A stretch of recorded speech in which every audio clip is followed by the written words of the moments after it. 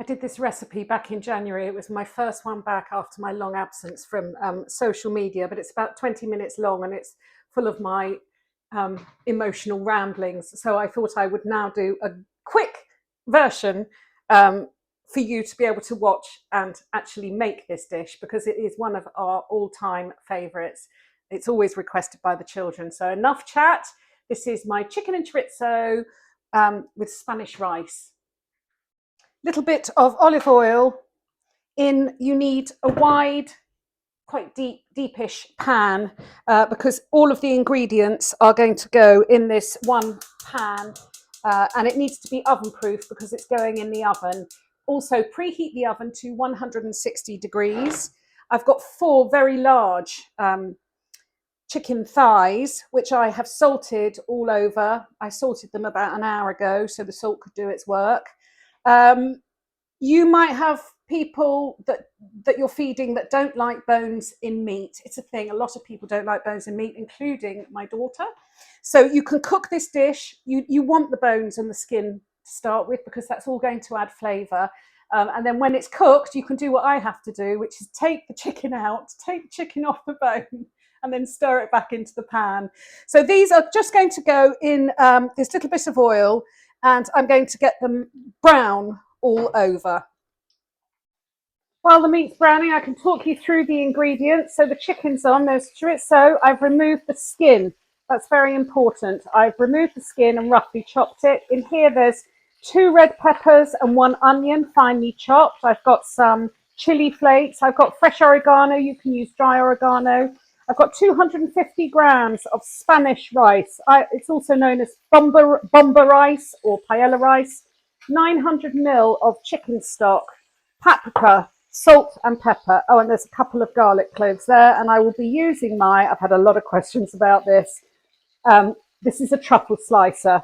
It's never seen a truffle, but it's fantastic for cutting garlic. Brown it skin side first because that way it's releasing all its gorgeous chicken juices. I only put a slight smidge of olive oil in because the chicken fat is all rendering down and it's absolutely gorgeous. I do also get questions about this pan. It's called the Prospector pan and it's from Neverton Foundry. The chicken is lovely and golden. I've taken it out of the pan and I've moved the pan to a smaller ring and it's on a low light, and I'm going to put the chorizo in and let that cook for about 5 minutes until it starts releasing its oil. I'm really quite pleased I've put my pinny on because this is really quite spitty. Next thing to go in is 1 onion finely chopped, and 2 red peppers finely chopped. Give it a stir, and then that's going to cook for another 5 or so minutes until the onions are soft. Next, I'm putting in the garlic, and I'll cook that just for a minute. I know this is very pleasing to watch. I love this slicer. I've used this for years. I also love to hear from all you lovely followers because I know quite a few of you have gone out and bought a truffle slicer. Next thing I'm going to put in is I'm going to scatter 2 teaspoons of paprika. I'm not going to be precious about what paprika you use, whether it's smoky or sweet or hot. Just use whatever you've got in the cupboard. You have to be very careful with paprika because it burns. So that's why it's going in last.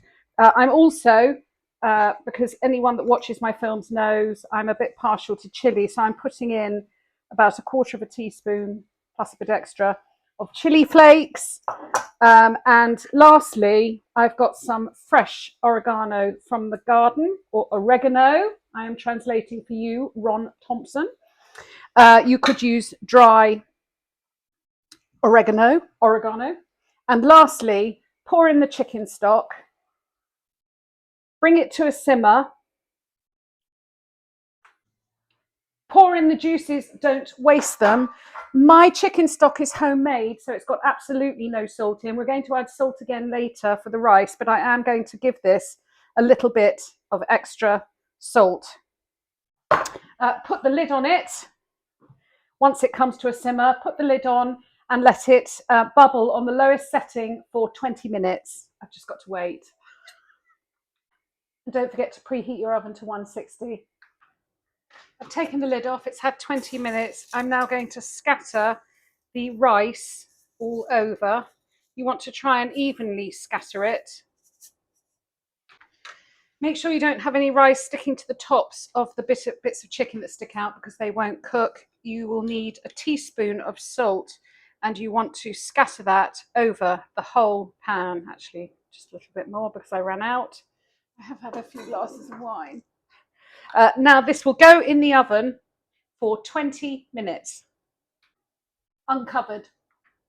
And if you're an OCD cook like I am, while it's in the oven, this is the perfect opportunity to clean the hob. This has come out of the oven after 20 minutes. You'll think, oh, there's still an awful lot of liquid there. Just muddle it all a bit, and then put the lid on and let it sit. And it's important, it does have to sit for another 10 minutes. And here it is, after 10 minutes steaming, all of the excess liquid has been absorbed and it's ready to eat. You could scatter it with some fresh parsley, but just go for it. Enjoy it.